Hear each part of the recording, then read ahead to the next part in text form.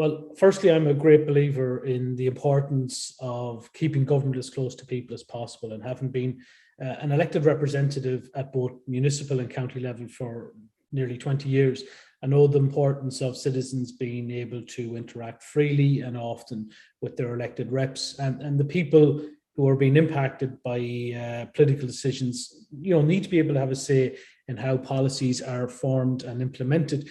And at EU level, I think participation can be quite challenging because decision making seems to be very distant from people's everyday lives. I'm an MEP that represents 13 counties, 1.5 million citizens, and that's a serious task in being able to engage directly on my role in developing legislation. Further, the processes around how laws are made are quite complex, and even after 18 months as an MEP, I'm still absorbing detail, and following them is literally a full-time job for indeed many thousands of people who are lobbyists at the EU institutions.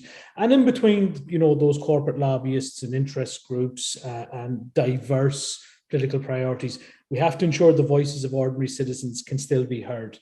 Civil society groups have a very important task of bringing these voices to the fore in EU decision making. So civil society needs to be the link between individual citizens and the EU in its decision making process. And that requires a link between different levels of civil society. There's quite a lot of large NGOs and trade unions. They've got representation at EU level, so they have that ability and capacity to follow the policy, making process and know who and when and how to engage with the right decision makers. But more localized grassroots organizations, those ones with direct contacts with diverse networks of citizens, they need to be communicating regularly to maximize their effect.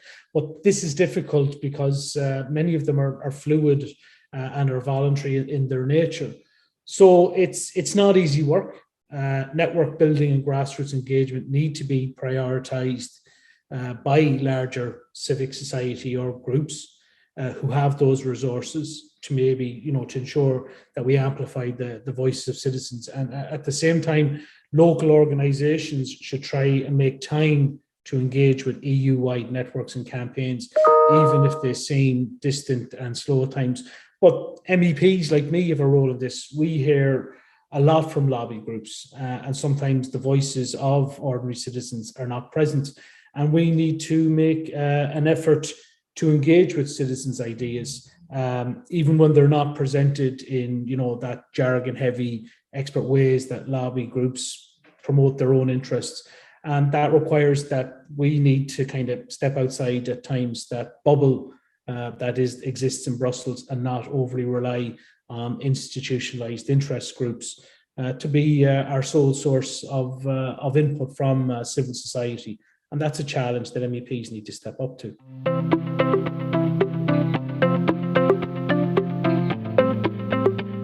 Limited capacities and resources, I think they're a constant challenge facing civil society, often in contrast to the resources of private corporate interests. The EU does provide funding to civil society through a variety of programs like LIFE funding for environmental issues, Erasmus, ESF funding, or regional development funding, peace and reconciliation funding, which is something I worked in for quite a number of years, has been of great importance for quite a lot of community and voluntary groups throughout the north and around the border area who are involved in cross-community and cross-border basis. But unfortunately, and it's an aside, Brexit has potentially damaged some aspects of quite a lot of the good work that's been done in that area. However, I do think it's very important that the EU continues to fund a variety of civil society initiatives, from local projects that are doing and working on quite innovative solutions to social and environmental issues, to organize campaigns that seek to influence policy making. And for years, civil society has been calling for better and faster EU action on environmental and social issues. And due to a combination of the climate crisis, the pandemic, things are beginning to move. There's an unprecedented level of public funds now available under the Recovery and Resilience Fund, and a host of environmental and climate policies are being revised over the coming years. And we just need to look at how the new proposed CAP to see that increased emphasis on environmental and sustainability needs. And while it's largely thanks to civil society that these issues are on the table, there's a risk that civic society voices could be sidelined in an attempt to reverse policies and distribute recovery funding as quickly as possible. There was a complete lack of public consultation in many countries in regards to that recovery and resilience plans they were fast-tracked. I think in Ireland, there was only 2 or 3 weeks of a consultation process. And many of these plans are containing proposals that are damaging to an awful lot of the social environmental goals. So to tackle, this challenge of, tokenistic participation, the European Commission needs to give adequate time and attention to how it ensures there's due participation from all. But the European Parliament and other institutions like the European Economic Social Committee or the Committee of the Regions need to hold these processes to account as well. We need to promote, civil society demands and highlight when the European Commission decisions clearly go against the views expressed by the public in the consultation process. And in European Parliament resolutions, we often refer to civil society campaigns and petitions to promote them and to reflect the need for those inputs to have a central role in EU policy making. Pick up the phone. A simple way, I think, for citizens and civic society to engage in the EU is to contact your MEPs. We're the elected representatives. It's our job to represent the views of citizens as best as we can. And probably of all the EU institutions, the Parliament is probably the most transparent. It not only drafts EU laws, but amendments are, they're available in advance. And most MEPs will be helpful when contacted on issues that they're dealing with. Too often, the only people that we get contacted by is professional and corporate lobbyists. And many of us, I know I do especially, welcome the opportunity to hear from civil society and benefit from the real expertise that exists. So if you have ideas for social change, let us know. We might always not be able to implement them, but we can pass them on to those who can. I was recently contacted about the right to equal pay for equal work by an Irish trade union. And while I'm not on either of the committee that's looking at these, which is EMPL, Employment and Social Affairs, and FEM, women's rights and gender equality, but I passed my concerns that were given to me on to my colleagues in the left group, who are each members of the committee. Mass emails with the same text are useful to a point. They show us which issues are important to constituents and what they care about. But to be really effective, personalized emails with a bit of thought behind them will attract more attention and get a better response. I would say that one well-researched email signed by a whole group is much more impactful than an awful lot of copy-paste emails from individuals. So people shouldn't hesitate to, pool their ideas and energy when trying to bring about that change. I think an important thing is while it's perceived the EU is very distant, it doesn't exist separately from national and local politics.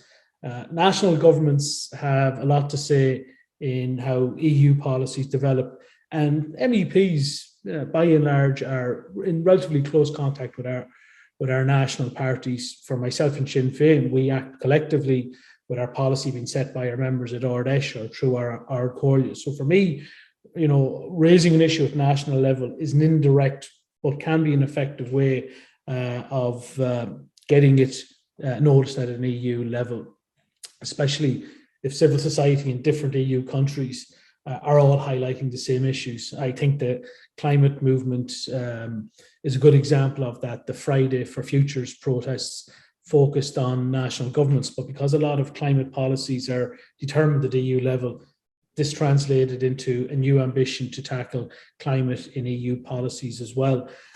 When the European Commission proposes new legislation, it has to run public consultations in which civil society groups and individuals can take part.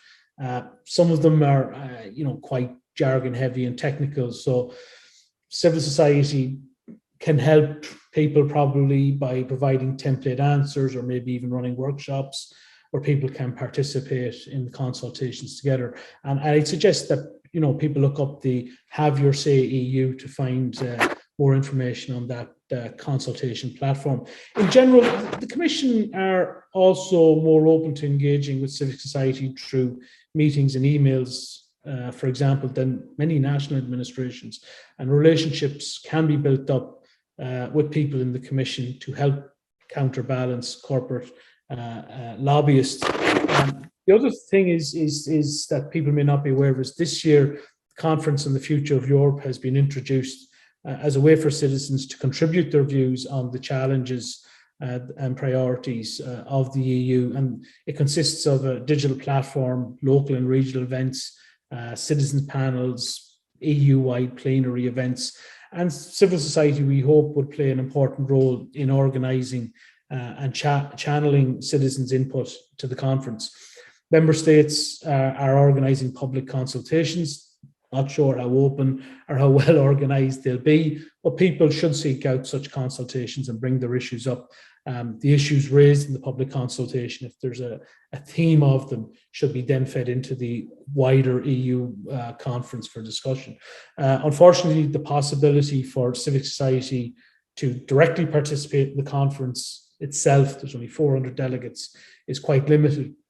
Social partners are involved, which is a good thing, but many of the citizens' representatives are handpicked, unfortunately, by governments and may have a tendency to endorse the government viewpoint. But many of the participants in the conference, including TDs and MEPs, will be willing to engage with civic society and hopefully bring their views to the conference floor. Another way for civic society to engage in EU policy making, and it's one that I'm involved with myself, is the European Citizens Initiative. It's a special type of petition. If it collects 1 million signatories across the EU, the EU institutions must consider its demands. And since its beginning in 2012, there have been 6 successful European Citizens Initiatives, which have resulted in new legislation and other non-legislative actions. As I said, I'm supporting a ECI called No Profit and Pandemic, which is calling on the Commission to make COVID-19 vaccines and treatments a global public good and freely accessible to everyone. And there's a huge inequality in access, as we know, to vaccines worldwide, and less than 2% of people in lower income countries have been fully vaccinated. And we need to change this, and we need changes to international trade and intellectual property laws.